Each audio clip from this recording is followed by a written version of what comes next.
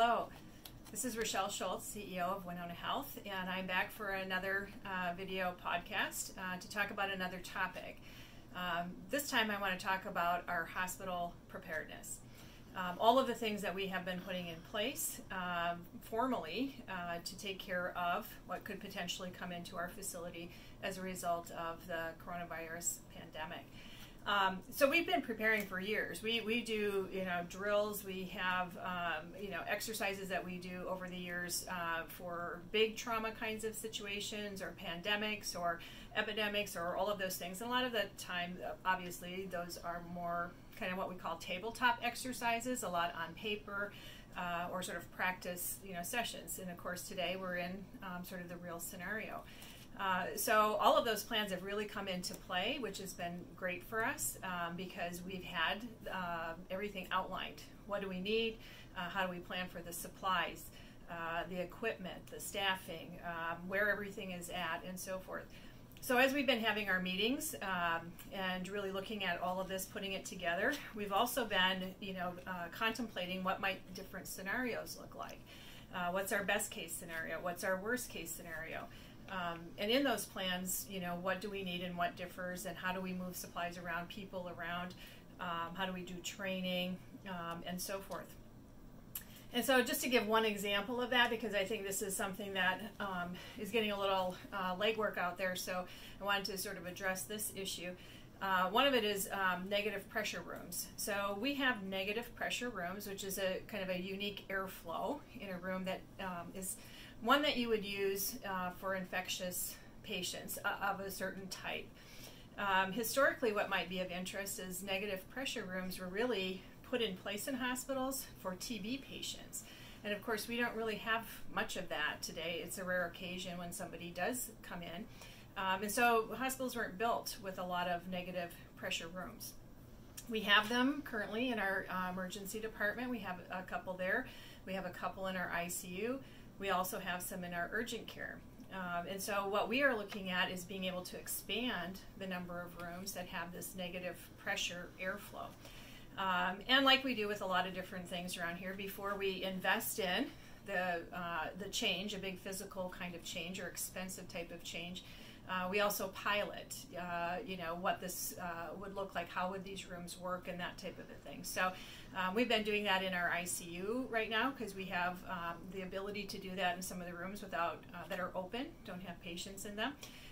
So we will use some different kinds of supplies to test out those pressure flows. So we've been doing that, and that helps us understand exactly, what is going to be happening. So our facility staff, which is an awesome, group of guys, have been working on this and have sort of the plans and the proposals to be able to put the things in place to expand that number of rooms. Also of interest, because I think you might be hearing these things, in the various news and press conferences that are out there. We do have ventilators here. We have 4 ventilators, and we do from time to time, we have patients who are on ventilators. So our medical staff are quite capable, of taking care of those patients. But we only have 4.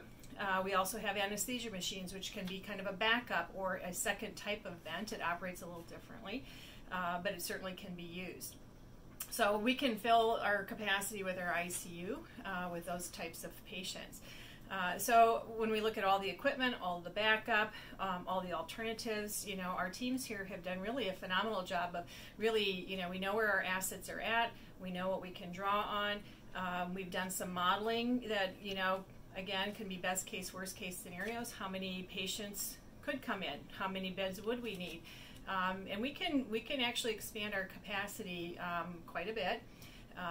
We're licensed as a 49-bed hospital now, but we have been licensed not too long ago as a 99-bed hospital. So we still have, some of those resources available, to ourselves. And we have been incredibly fortunate with many businesses in town stepping up and offering various supplies that they have if they meet our needs and that type of a thing. So this has been a phenomenal community experience, just with the relationships with businesses looking at how they can support Winona Health and our staff here. So again, we want to really thank them for all of their efforts to help us out.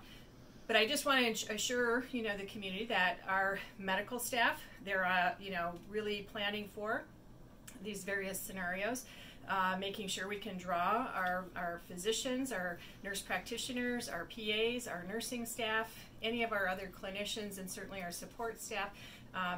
Everybody here rolls up their sleeves, and we're all in this together, and everybody is willing to do their part, and it's a pretty phenomenal thing to see. And I couldn't be more proud of the team that's here, just waiting to be able to serve our community. So I really just want to assure you that our hospital is we're ready, we're planning.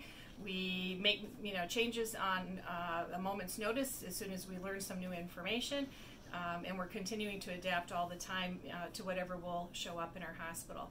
So if you have questions on any of that, again, we have our lines. You can certainly go through our website and ask questions there. Be happy to answer any of those. But just wanted you to be assured that Winona Health, your community hospital, stands ready to take care of you. Thank you.